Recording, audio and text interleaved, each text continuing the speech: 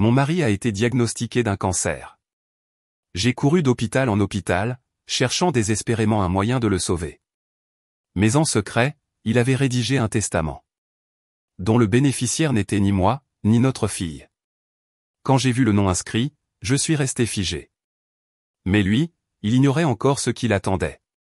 Si c'était vous qui découvriez le secret, resteriez-vous silencieux ou le confronteriez-vous immédiatement? Commentez et partagez vos réflexions, et n'oubliez pas de vous abonner pour suivre le reste de mon histoire. L'horloge sur le mur indiquait exactement 14h15 quand le téléphone a sonné. J'étais assise devant l'écran de mon ordinateur, mes yeux embués après des heures de recherche d'informations sur les traitements du cancer.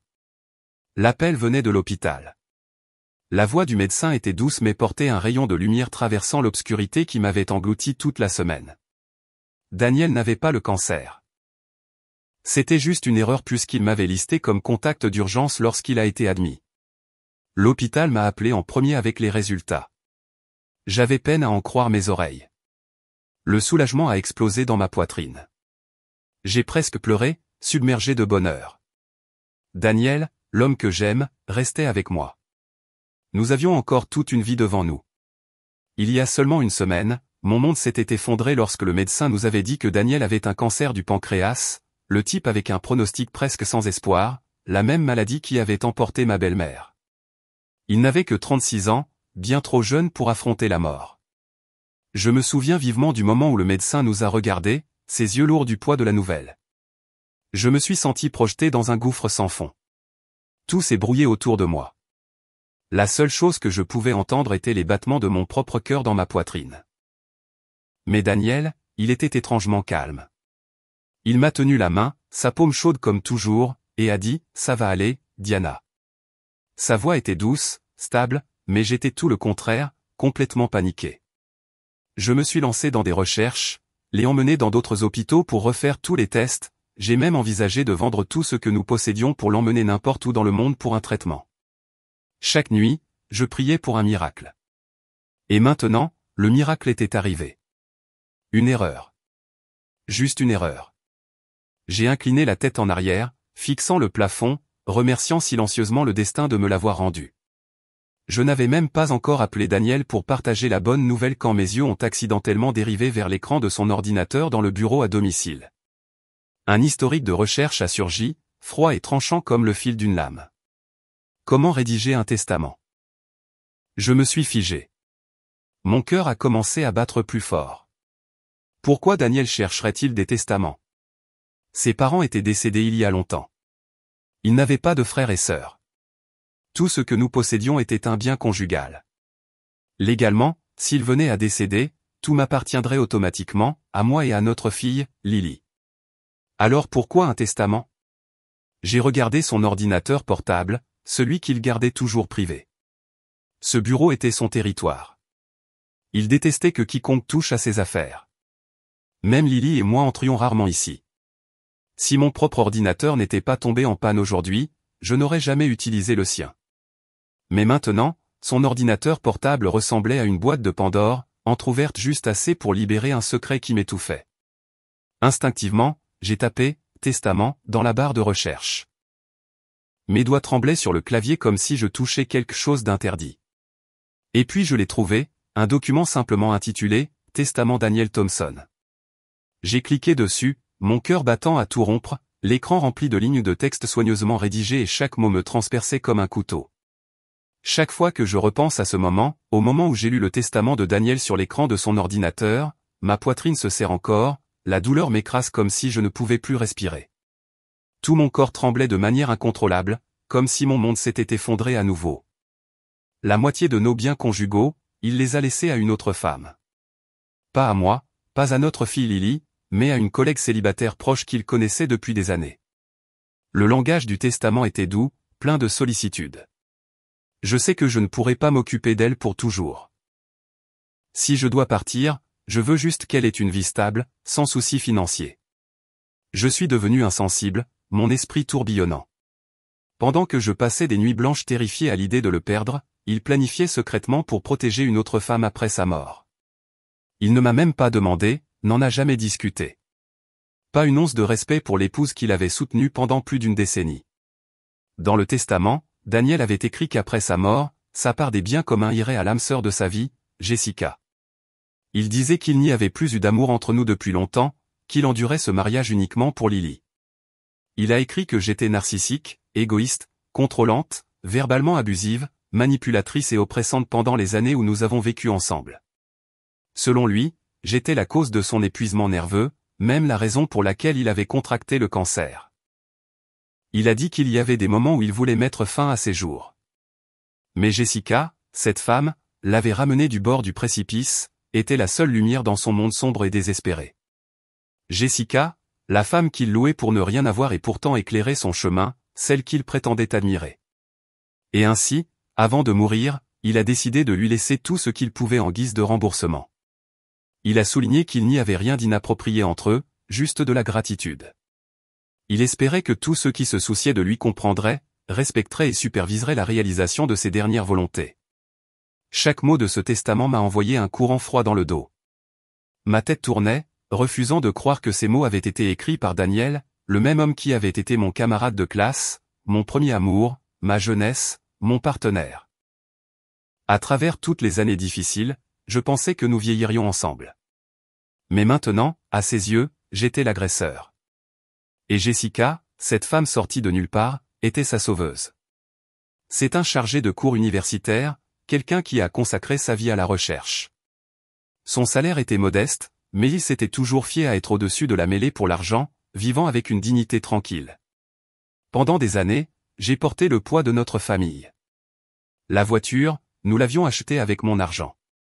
La maison était à mon nom. Même les gestes romantiques, les poèmes, les chansons qu'il fredonnait quand l'inspiration le frappait, tout cela était soutenu par moi. Je pensais protéger la partie noble de lui, la partie non entachée par un monde obsédé par l'argent. Il m'a un jour tenu la main et m'a dit que j'étais son seul endroit sûr. Quand il a été diagnostiqué d'un cancer, je ne me suis pas autorisé à m'effondrer. J'ai appelé toutes les personnes que je connaissais, contacté des médecins, supplié toutes mes connaissances de le sauver. J'ai pleuré jusqu'à ce que ma poitrine me fasse mal, je l'ai serré fort et j'ai juré que je vendrais tout ce que nous possédions si c'était ce qu'il fallait pour le guérir. Ce jour-là, il m'a regardé, les yeux pleins d'émotion, m'a traité de sotte, comme si j'étais celle qui restait pendant qu'il se préparait à partir pour toujours. Mais derrière ses yeux tendres se cachait un calcul, une lame qu'il affûtait jour après jour, attendant que je sois à bout de force, la plus confiante pour la planter droit dans mon cœur. Pendant que je veillais la nuit, terrifié à l'idée de le perdre, il s'est assis tranquillement pour écrire une mise en accusation, me reprochant tout, me dépeignant comme le manipulateur, l'agresseur, la source de sa souffrance. Il m'appelait le cauchemar de sa vie. Pendant que Jessica devenait son salut, il a planifié chaque étape soigneusement, délibérément, attendant de pouvoir mourir et me laisser ce testament comme un dernier coup dévastateur pour faire de moi le méchant aux yeux de tous. Comment une personne peut-elle être si cruelle au point de briser le cœur de quelqu'un qui a vécu la moitié de sa vie à ses côtés? Je suis resté figé devant l'écran, mon cœur devenant de plus en plus froid comme si j'étais enterrée vivante. Mes doigts tremblaient sur le clavier alors que je tapais Jessica dans la barre de recherche. En quelques secondes, un résultat correspondant est apparu. Elle était l'une des collègues de Daniel. J'ai cliqué sur la photo de profil et une image d'une femme mince et pâle est apparue à l'écran. Elle avait l'air si fragile, presque cassante, avec de longs cheveux lâchés et des yeux qui semblaient cacher un chagrin indicible. Il y a 2 ans, elle avait été embauchée à l'université où travaillait Daniel comme secrétaire de recherche pour son équipe de projet, responsable des tâches administratives. Mais dès ses premiers jours, elle demandait fréquemment un congé et venait souvent en retard ou partait tôt. L'équipe de recherche avait embauché une secrétaire pour réduire la charge administrative des professeurs. Mais depuis que Jessica était arrivée, la charge de travail de Daniel n'avait fait qu'augmenter. Au début, Daniel se plaignait souvent auprès de moi, disant qu'il aurait préféré qu'elle ne vienne pas du tout. Ses tâches étaient soit incomplètes, soit remplies d'erreurs, laissant Daniel et le reste de l'équipe de recherche non seulement gérer leur propre travail, mais aussi nettoyer le désordre qu'elle laissait derrière elle. Tout le monde dans l'équipe exprimait son mécontentement jusqu'au jour où, en soumettant une demande de subvention de recherche nationale, Jessica a accidentellement soumis 2 jeux de documents incorrectement. En tant que chef de projet, Daniel a perdu son sang-froid et s'est mis en colère contre elle, lui disant que si elle ne pouvait pas faire son travail, elle devrait démissionner.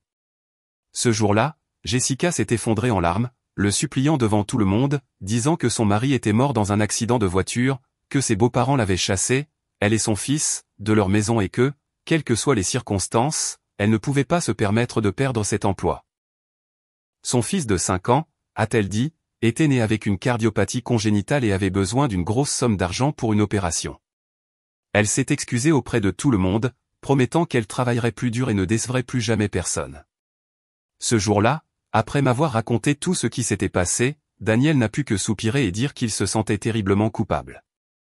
Je suppose qu'à partir de ce jour, il a commencé à apporter occasionnellement des jouets et des livres d'images de notre fille à donner à Jessica.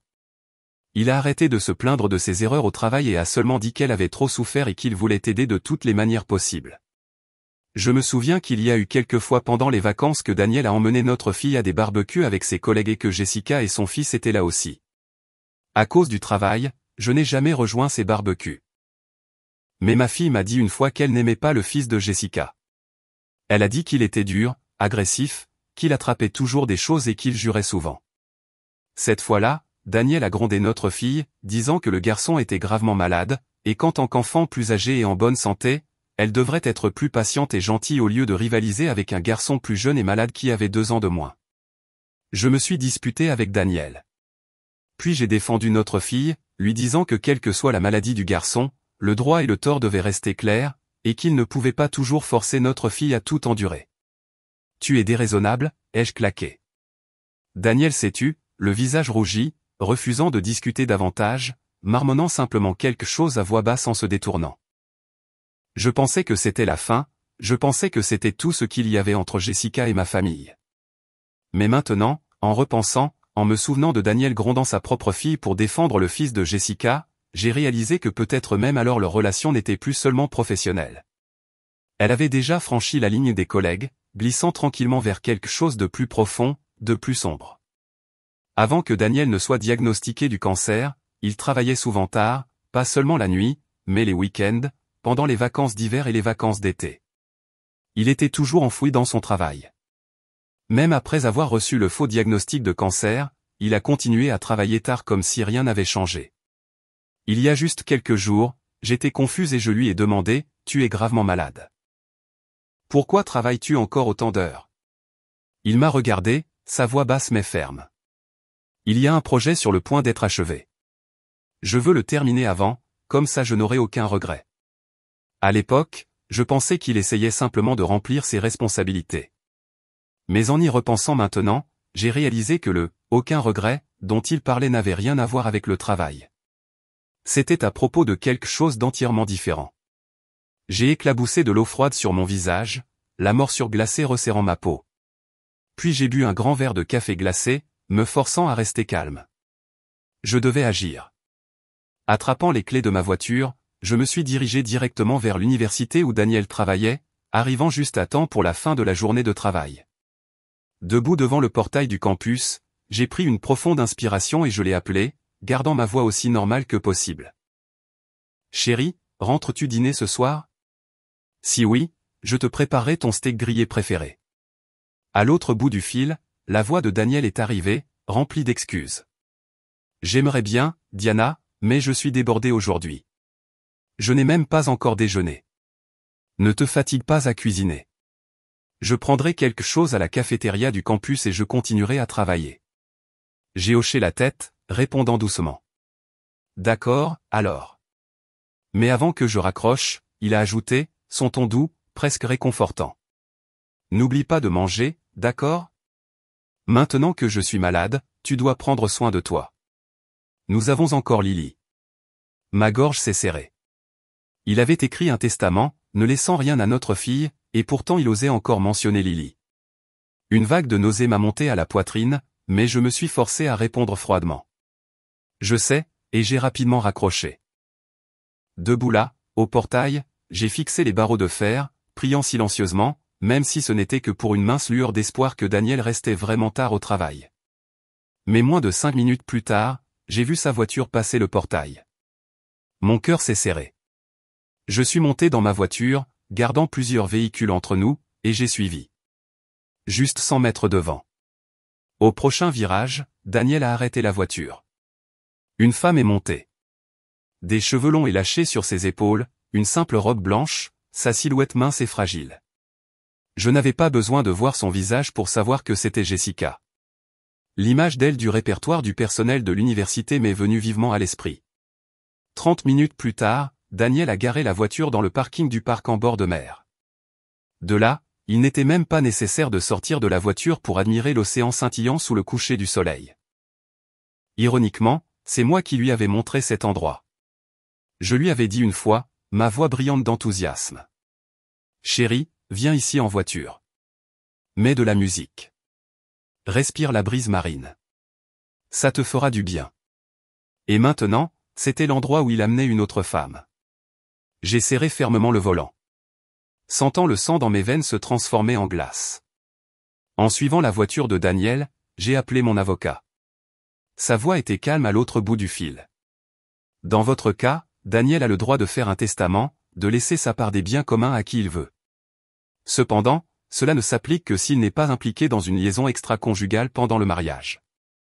Si vous pouvez prouver l'infidélité, le testament peut être invalidé. J'ai raccroché, un frisson froid me parcourant l'échine. Alors, j'avais besoin de preuves. Preuves que Daniel et Jessica étaient plus que de simples collègues.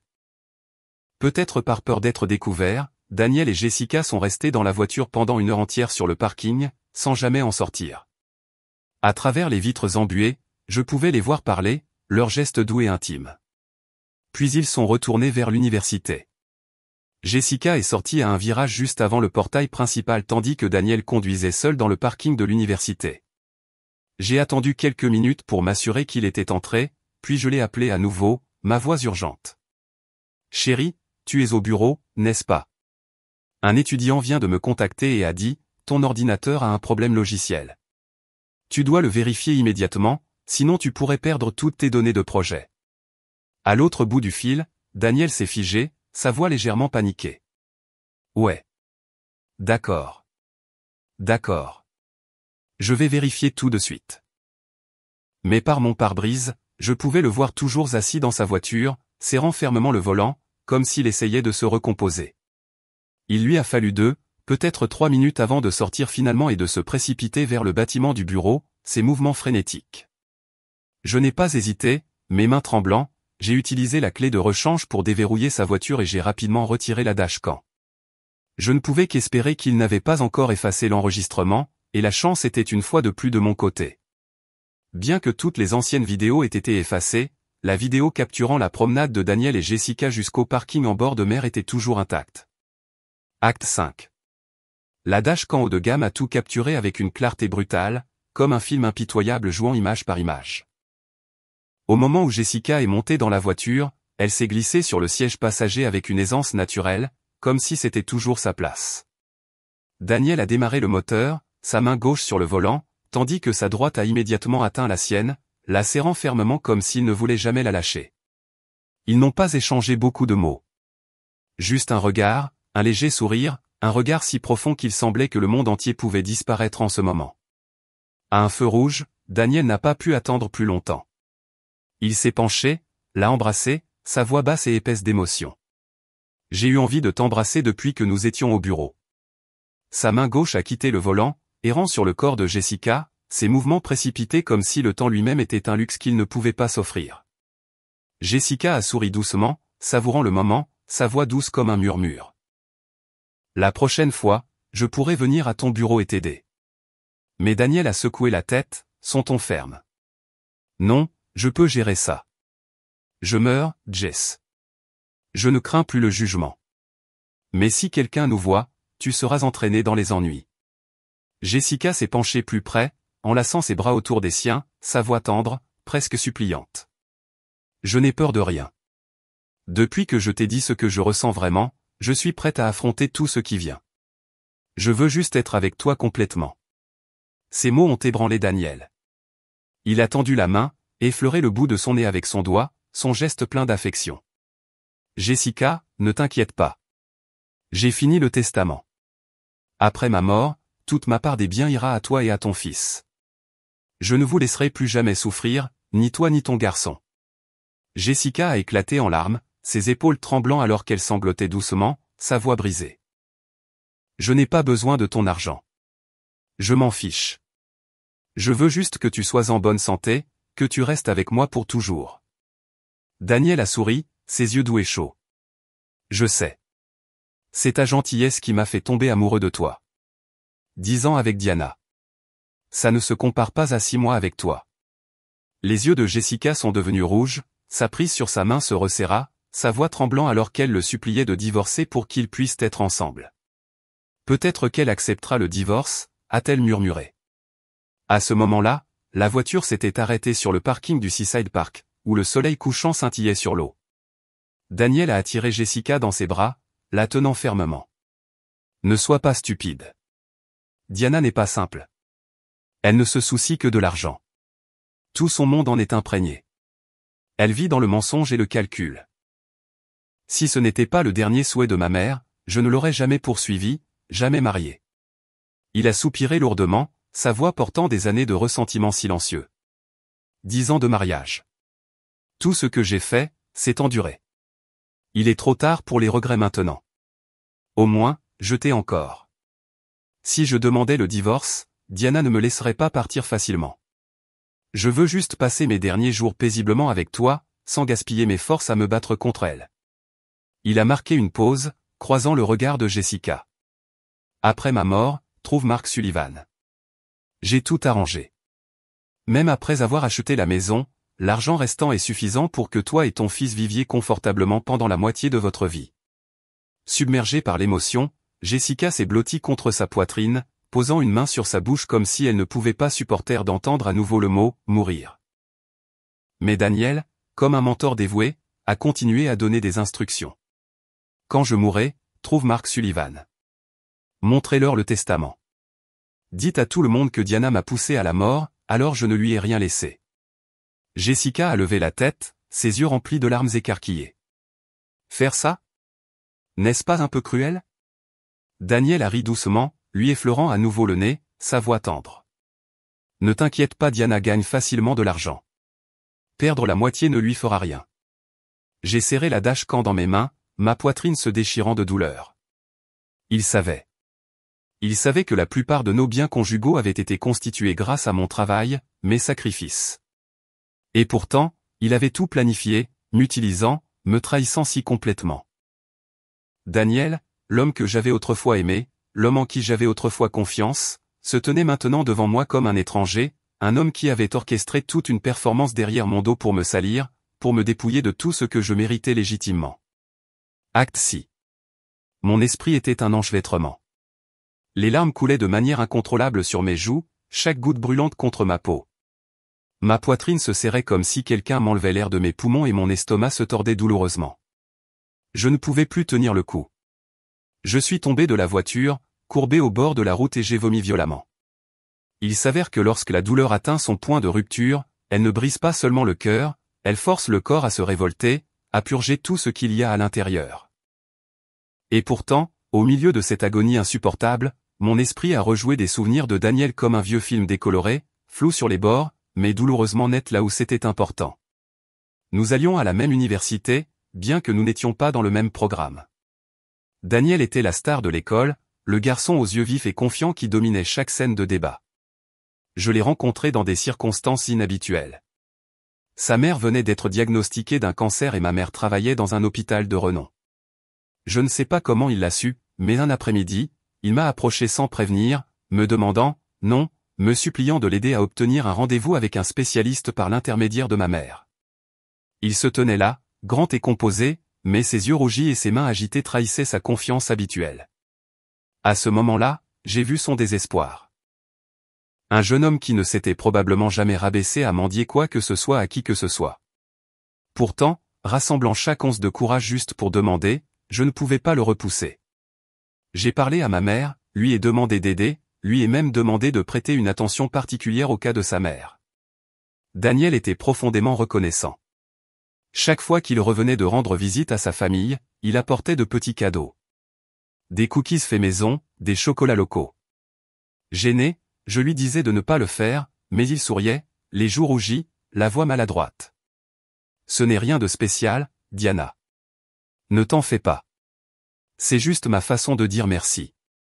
Ses yeux étaient si sincères alors, je ne pouvais m'empêcher d'être ému. Mais sa mère n'a pas survécu. Après les funérailles, il est revenu avec un panier de myrtilles fraîches, les yeux rouges, sa posture fragile, mais toujours droite comme un pin solitaire se dressant contre le vent. Je pensais qu'il m'aimait bien et moi, la fille indépendante et déterminée. Je ne pouvais pas empêcher mon cœur de s'adoucir envers lui. Mais à l'époque, je me préparais à étudier à l'étranger, ne voulant pas m'embourber dans une relation. Il ne s'est jamais confessé, et j'ai prétendu ne pas le remarquer. Peu à peu cependant, nous sommes devenus proches. Nous nous sommes rencontrés par hasard à la bibliothèque, et il s'asseyait tranquillement en face de moi, étudiant sans dire grand-chose. Nous avons mangé ensemble, fait du vélo le long de la côte, parlé de nos rêves et de nos avenirs. C'était un auditeur incroyable, patient et constant, toujours là quand je me plaignais de la pression des candidatures et des délais. Grâce à lui, cette période stressante est devenue supportable. Le soir de la remise des diplômes, il est monté sur scène et a dit vouloir chanter pour la fille qu'il aimait. Toute l'école savait que la chanson était pour moi, mais après la fête, tout ce qu'il a dit fut « L'avenir est vaste pour toi, Diana ». Je lui ai demandé directement « Si tu m'aimes autant, pourquoi ne t'es-tu pas confessé ?» Il a rougi, a hésité, et a finalement admis « Je sais que tu pars bientôt. Je ne veux pas te retenir. » Ces mots m'ont secoué. Puis est arrivée une opportunité de carrière qui m'a fait choisir entre partir et rester. Daniel est devenu la plus grande raison pour laquelle j'ai décidé de rester. Nous sommes tombés dans une relation aussi naturellement que si elle avait été écrite dans les étoiles. Mais le mariage n'était pas ce que j'imaginais. Je suis devenu l'épine dorsale financière, créant ma propre entreprise et construisant une carrière à partir de zéro. Daniel a poursuivi sa maîtrise, puis son doctorat, et est finalement resté comme chargé de cours. Je n'ai jamais remis en question ses choix et il m'a toujours soutenu. Nous avons eu Lily, notre douce petite fille. Avant son diagnostic de cancer, je pensais que ma vie était presque parfaite. Il n'y avait qu'un seul défaut. Ces 6 derniers mois, quelque chose avait changé. Il n'était plus le même. Nous avions arrêté d'être intimes. Je lui ai doucement suggéré de voir un médecin, mais il a rejeté l'idée. Je suis juste fatigué, Diana. J'ai respecté sa fierté. Je n'ai pas insisté. J'ai même demandé à notre femme de ménage de lui préparer des repas nutritifs. Quand il a été diagnostiqué du cancer, je me suis blâmé, pensant que j'avais échoué à remarquer à quel point son corps était devenu faible parce que j'étais trop concentré sur tout le reste. Mais maintenant, je vois la vérité. Ce n'est pas qu'il ne pouvait pas. Il ne voulait pas avec moi. Il réservait sa fidélité à Jessica, la femme qu'il aimait. J'ai grandi dans un foyer animé, on m'a appris à être forte, indépendante, jamais dépendante de qui que ce soit. Daniel était la seule personne qui m'ait fait croire que je pouvais compter sur quelqu'un pour la vie. Je le considérais comme la personne la plus importante de mon monde, m'abaissant d'innombrables fois pour apaiser les conflits qu'il créait avec ses collègues et supérieurs à cause de son arrogance. Je lui ai tout donné et il m'a remboursé avec calcul. Peut-être qu'il ne m'a jamais aimé. L'amour que je pensais que nous partagions, la compréhension silencieuse entre deux personnes n'était qu'une illusion. Il m'a poursuivi, m'a épousé, uniquement parce que sa mère mourante le voulait, une raison si légère, et pourtant elle a enchaîné la moitié de ma vie. J'ai copié le contenu de la dashcam sur mon téléphone, mes mains tremblant, mais ma détermination était ferme. Me noyer dans un chagrin aveugle, ce n'était pas moi. Ce que j'ai donné librement, mais Daniel n'a pas réussi à chérir. Je reprendrai morceau par morceau. S'il aimait autant Jessica, alors moi, la femme légale, j'éliminerai tous les obstacles sur son chemin vers son soi-disant véritable amour. Il a dit, je ne me soucie que de l'argent. Bien.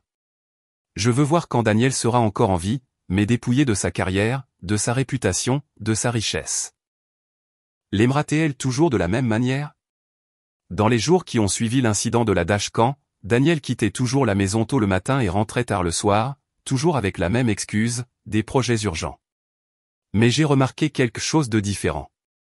Chaque matin, en sortant de la maison, ses joues étaient rougies, ses pas légers, ses yeux brillants, comme un homme revivant l'excitation du jeune amour. Lui et Jessica, tous deux si consumés par l'illusion de leur soi-disant romance, ne se doutaient pas que sa maladie n'était rien de plus qu'une erreur médicale. Un soir, Daniel s'est assis sur le canapé, hésitant avant de dire doucement, « Diana, je ne dors pas bien ces derniers temps, et je ne veux pas te déranger. Peut-être devrions-nous dormir séparément pendant un moment. J'ai regardé droit dans ses yeux, sans hésitation, et j'ai hoché la tête. D'accord. Il a expiré profondément, ses lèvres se recourbant légèrement comme si un lourd poids avait été levé de ses épaules. Je me suis détourné, cachant le sourire froid qui étirait mes lèvres. Soulagé, moi aussi. Devoir réprimer l'envie de le gifler tous les jours m'avait épuisé depuis longtemps. Pendant que Daniel se noyait dans son doux petit fantasme avec Jessica, j'ai discrètement contacté Laura Bennett, mon avocate spécialisée en divorce. Dans son petit bureau douillet, Laura a étudié attentivement le testament et les images de la dashcam. Elle a soupiré, posant sa main sur le bureau, son regard lourd d'incrédulité. « Diana, c'est vraiment le testament de votre mari, pas celui de votre ennemi. » J'ai ri amèrement, ma gorge se serrant. « Oui, mais si je ne fais rien, je deviendrai le méchant, la femme cruelle que tout le monde déteste, tandis que sa maîtresse s'en sortira fièrement avec la moitié de la richesse que j'ai bâtie toute ma vie. » J'ai serré mes poings fermement. On dit qu'une femme en colère est terrifiante, mais la trahison d'un homme coupe plus profondément que quoi que ce soit. Laura m'a poussé une tasse de thé au citron chaud, l'arôme doux apaisant la tempête qui me déchirait la poitrine. Sa voix était calme, stable. J'exerce ce métier depuis longtemps, Diana. J'ai tout vu. Mais croyez-moi, le temps guérit tout. Tant que vous ne vous effondrez pas, vous en sortirez plus forte. Elle avait raison. Ce n'était pas moi qui trompais. Ce n'était pas moi qui avais rompu les vœux. Et pourtant, j'avais l'impression que quelqu'un m'avait jeté un seau d'eau sale dessus. Dégoûtant. Humiliant. Je n'étais pas infidèle. Je n'avais rien fait de mal. Alors pourquoi me sentais-je souillé? Chaque nuit, je restais éveillé, mon esprit tourbillonnant d'innombrables questions sans réponse. Pourquoi Daniel m'a-t-il fait ça? Pourquoi moi? Quelle malchance ai-je pour avoir été choisi comme proie? Pour avoir été assez stupide pour l'aimer? La cruauté de l'infidélité n'est pas seulement dans le chagrin. C'est dans la façon dont elle vous entraîne dans un vortex de doute de soi. Était-ce moi? Étais-je incapable d'être aimé? Je me suis regardé dans le miroir et j'ai vu une étrangère me regarder en retour, fatiguée, blessée, mais s'accrochant encore désespérément au dernier fragment de dignité. Mais les mots de Laura, comme une bouée de sauvetage, m'ont sorti de cette obscurité. Même si quelqu'un vous jette de l'eau sale, tant que vous la lavez, vous restez vous-même. Si je laisse cette douleur me consumer, si je me détruis de l'intérieur, alors seulement la tâche durera vraiment pour toujours. C'est le prix que je ne pourrai jamais récupérer. J'ai inhalé profondément, levant la tête, mon regard fixe et plus vif que jamais. J'ai regardé Laura et j'ai exposé tout mon plan sans retenue. Sous sa direction, j'ai commencé à me préparer étape par étape pour protéger tout ce qui m'appartenait légitimement dans le divorce. Chaque document, chaque compte, chaque bien partagé. J'ai tout revu attentivement, compilé des listes détaillées, et je me suis assuré que Daniel et Jessica n'auraient jamais une chance de prendre ce que j'avais construit. Daniel veut jouer à la trahison.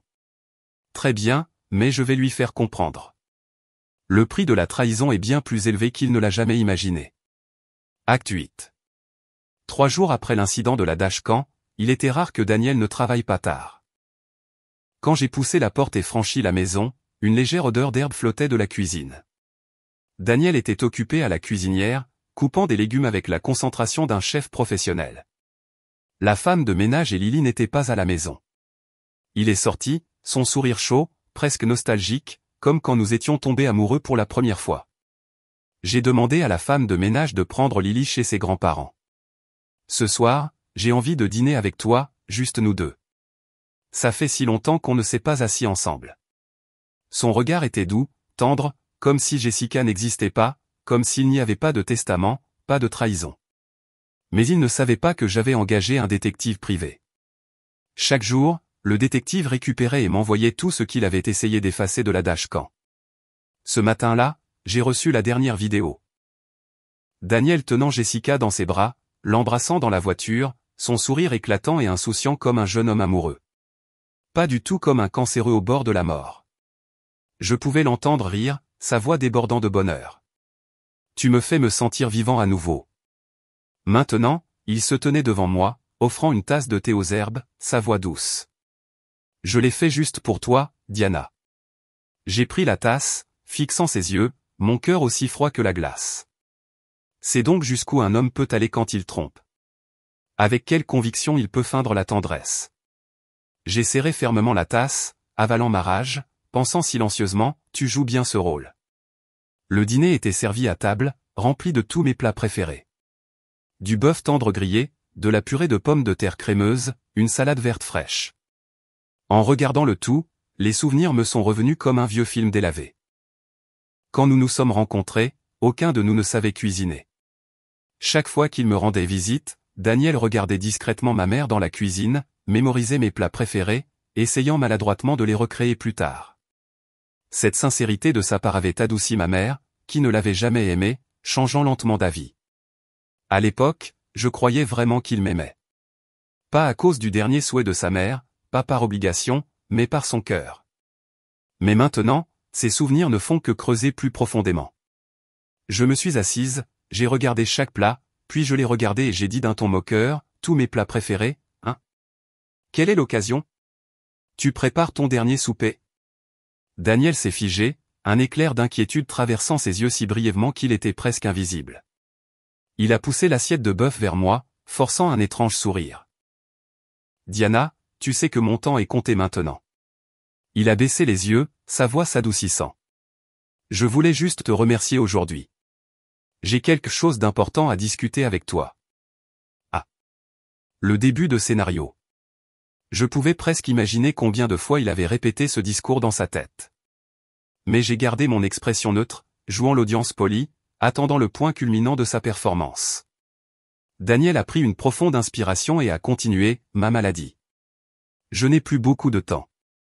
Ces derniers jours, je sens mon corps s'affaiblir. Tout me semble insupportable. Diana, j'ai peur. Vraiment peur. Il a marqué une pause, ses yeux rougis comme s'il luttait pour retenir ses larmes. Mais ce qui me fait le plus peur, ce n'est pas de mourir. J'ai peur que toi et Lily deviez me voir décliner. Me voir réduit à rien dans mes derniers jours. Lily est encore si jeune. Je veux que ses souvenirs de moi soient toujours ceux d'un père confiant et fort, pas d'un homme mourant à bout de souffle. Diana, tu me comprends, n'est-ce pas? Introduction, amorce émotionnelle. Son numéro était parfait. Je l'ai regardé, le voyant vraiment pour la première fois à quel point l'homme devant moi était devenu laid. Je me suis forcé à paraître naturel, demandant doucement, alors, qu'est-ce que tu dis? Daniel a hésité comme pour rassembler chaque once de courage. Je veux partir quelque temps seul. J'ai besoin de temps pour me reposer, pour me vider l'esprit. S'il te plaît, ne me cherche pas, dis à Lily que je suis parti à l'étranger pour le travail. Quand elle sera plus âgée, dis-lui la vérité, que son père l'a toujours aimée. Il a enfoui son visage dans ses mains, ses épaules tremblant comme s'il pleurait. Une performance digne d'un Oscar. Mais je n'étais pas dupe. J'ai répondu, ma voix chargée de tristesse, empreinte de retenue. Daniel, ne dis pas ça. Nous allons trouver une solution. Je n'abandonne pas sur toi. Alors, n'abandonne pas sur toi-même, d'accord? Comme je m'y attendais, il a immédiatement secoué la tête. Non, Diana. Je ne veux pas gaspiller le peu de temps qu'il me reste dans des hôpitaux avec des traitements et de la chimiothérapie, souffrant comme ma mère l'a fait. Sa voix s'est faite plus forte, plus agitée jusqu'à ce qu'il se lève brusquement de sa chaise, frappant sa main sur la table. Diana, je ne veux pas vivre comme ça. Le fixant, son visage faux et honté. Je ne pouvais plus faire semblant. Mon ton est devenu froid, tranchant.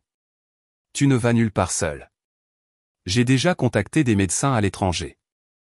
Dès que nous confirmerons les dates, je réserverai les billets. Sois prêt à partir. Daniel s'est figé, un éclair de panique dans ses yeux, mais il n'a rien dit de plus. Le dîner s'est terminé dans le silence. Je me suis levé, j'ai quitté la table et je suis parti chez ma mère pour aller chercher Lily. Ce soir-là, à 1h du matin, Daniel pensait que je dormais profondément.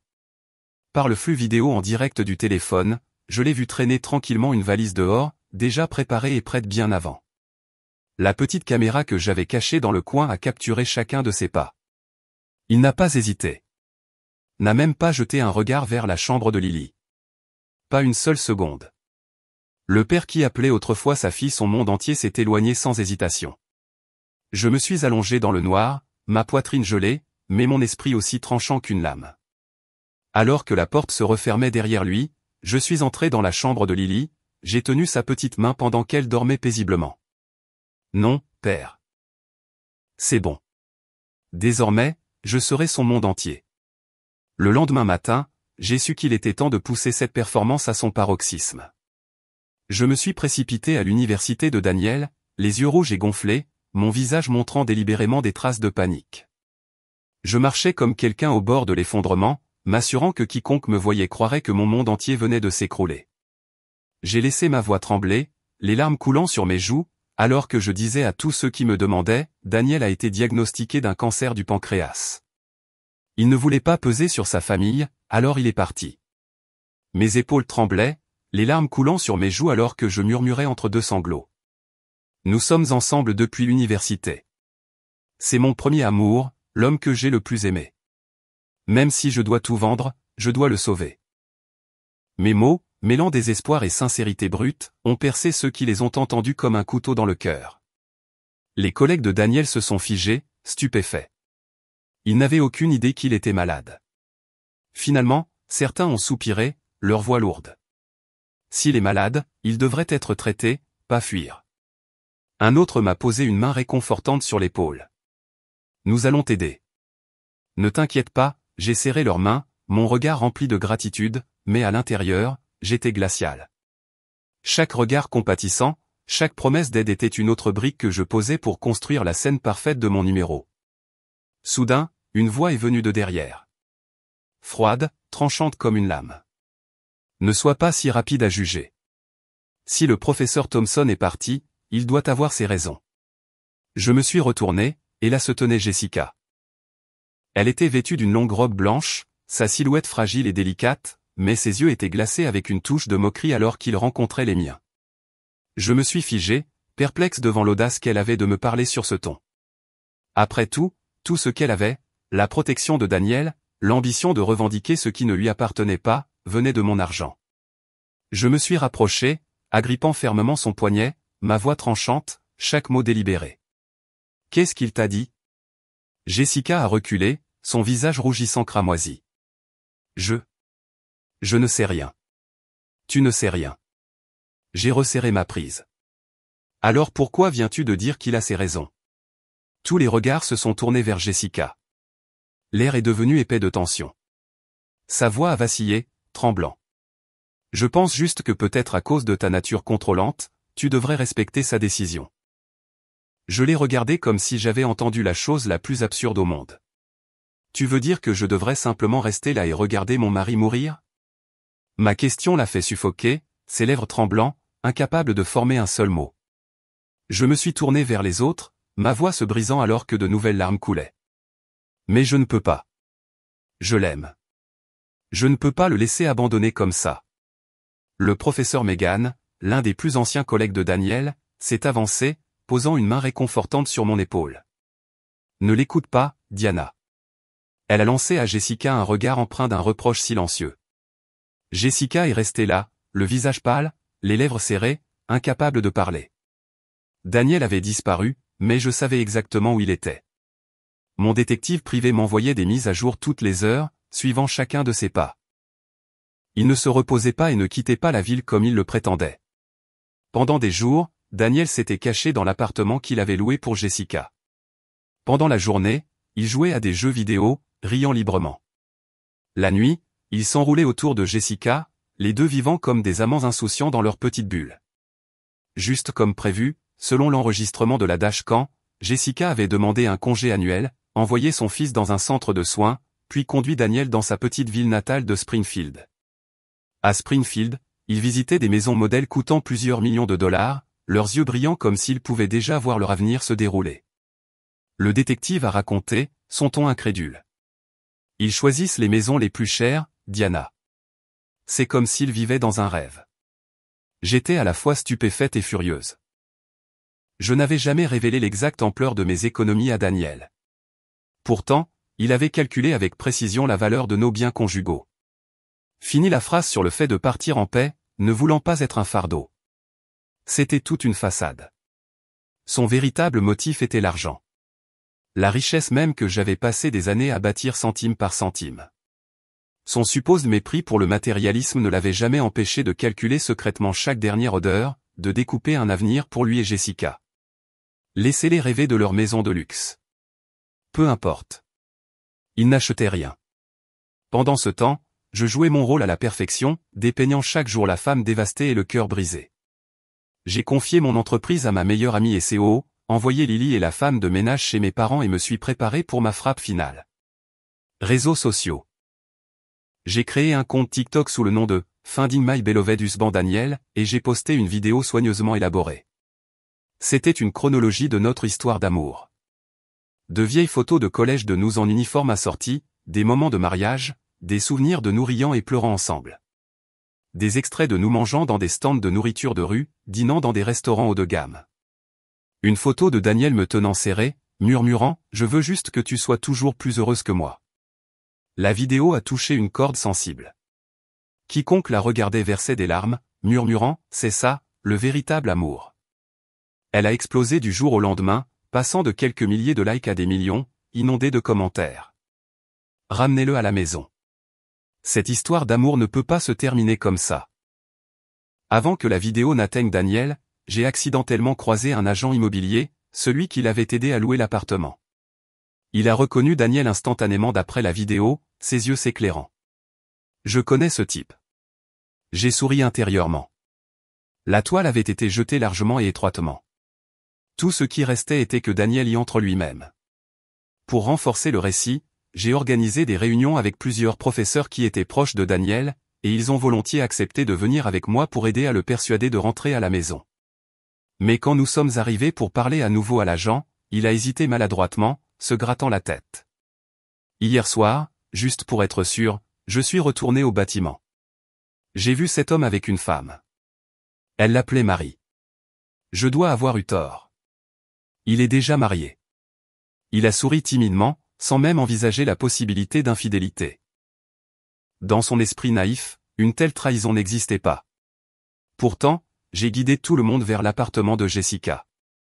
J'ai frappé à la porte, mon cœur battant, mais mon esprit aussi tranchant qu'une lame. La porte s'est ouverte en grand, et là se tenait Jessica, vêtue d'une robe fine et révélatrice, sa peau pâle luisante sous la lumière. Au moment où elle m'a vu, elle a crié.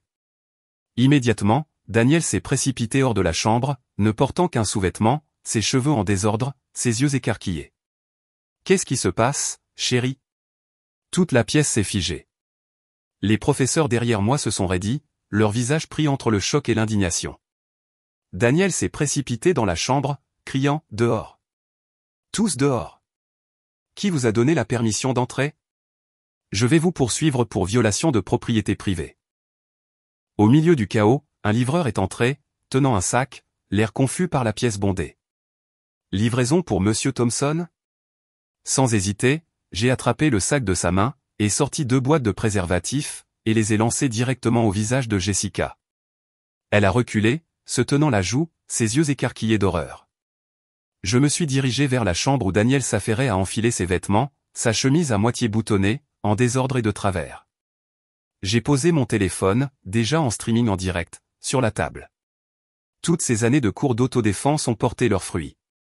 Chaque coup que j'ai porté à Daniel était précis, contrôlé, délibéré, canalisant des années d'angoisse dans mes poings. Je ne frappais pas pour blesser, seulement pour lui faire sentir tout le poids de ma fureur. Quand d'autres se sont précipités pour intervenir, j'étais essoufflé, mais pour la première fois, je me sentais libéré. Puis je me suis retourné vers la pièce elle-même et j'ai commencé à la mettre en pièces. Le bruit du verre brisé résonnait comme une tempête, chaque fracas libérant un autre morceau de la douleur, du ressentiment que j'avais enfoui à l'intérieur. Chaque objet dans cet appartement avait été acheté par Daniel. Avec mon argent sur mes cartes, j'ai ouvert le tiroir de la table de chevet et j'en ai vidé le contenu par terre. Un album photo est tombé. Je l'ai ramassé et l'ai parcouru. Chaque page était remplie de photos de Daniel et Jessica, leurs bras enlacés, riant comme 2 personnes vivant leur fantasme parfait. Glissé entre les pages se trouvait le testament, le document que Daniel avait rédigé, léguant la moitié de nos biens à Jessica après sa mort et me blâmant pour sa supposée fin. Daniel et Jessica se sont précipités, désespérés de le récupérer, mais le professeur est intervenu, les bloquant. Je me suis tenu droite, faisant face à la caméra de mon streaming en direct, ma voix stable et tranchante alors que je lisais chaque mot du testament à voix haute. La pièce est devenue silencieuse. Le seul son était ma voix tranchant l'air comme une lame. Quand j'ai eu terminé, j'ai regardé directement Daniel. Ses yeux ont fui, son visage pâle, décoloré. Et puis j'ai posé la seule question que j'avais portée dans ma poitrine depuis si longtemps. Pourquoi? Pourquoi m'as-tu fait ça? Cette question n'avait pas besoin de réponse. C'était mon dernier cri, déchirant tous les mensonges, démolissant toutes les façades, marquant la fin de la pièce. Daniel pensait qu'il réalisait. C'était la dernière voix, enrouée et brisée, de quelqu'un qu'il aimait autrefois de tout son être. Je me suis tenu là, les larmes coulant sur mon visage, ma poitrine se serrant à chaque respiration, ma voix tremblant dans le silence pesant de la pièce. Nous sommes mariés depuis 10 ans. Tu peux me trahir. Tu peux tomber amoureux de quelqu'un d'autre. Mais si tu avais été honnête, si tu m'avais affronté, nous aurions pu nous séparer pacifiquement. Pourquoi? Pourquoi as-tu choisi cette voie? Juste pour lui donner la moitié de nos biens. Tu n'as pas hésité à me calomnier, à m'accuser, à piétiner ma dignité. Te rends-tu compte que ce testament aurait pu me conduire en prison? Ma voix s'est brisée en un cri, brut et agonisant, ma gorge brûlante, les larmes coulant sans fin, brûlantes contre mes mains tremblantes. Ce n'était plus une confrontation. C'était le cri désespéré d'un cœur trahi, déchiré entre la douleur, la colère et le désespoir total. Une partie était une performance, mais l'autre partie, la partie la plus profonde, était la vérité pure. Des mots qui étaient restés coincés dans ma poitrine pendant des jours, bouillant comme s'ils étaient prêts à me briser. Et maintenant, finalement, je les ai laissés sortir. Tous en respiration saccadée et haletante. Daniel a baissé la tête, pâle et secoué, incapable de croiser mon regard. Mais Jessica, elle a levé le menton, sa voix stridente, venimeuse, me tranchant comme des couteaux. Daniel n'a jamais été heureux.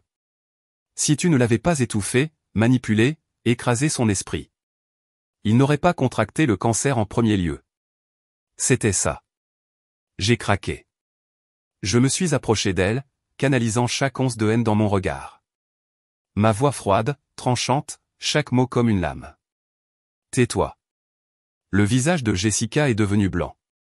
Je me suis penché plus près, mon ton coupant, sec, létal. Tu vis avec mon argent. Tu loues avec mon argent, tu t'habilles avec mon argent. Qui te prends-tu pour te tenir là et me donner des leçons? Daniel a paniqué, entourant Jessica de ses bras, ses yeux rougis flamboyants alors qu'il criait d'une voix rauque, « J'en ai assez de toi. Tout ce qui t'intéresse, c'est l'argent. » Jessica est la seule qui m'ait jamais compris. Je voulais juste vivre mes derniers jours en paix, mais maintenant tu sais tout. Divorce-moi. Les mots ont coulé, éhontés, forts, directement dans la caméra en direct, transformant mon numéro méticuleusement préparé de mari disparu en une réalité indéniable. Détruisant tous les masques qu'il avait portés.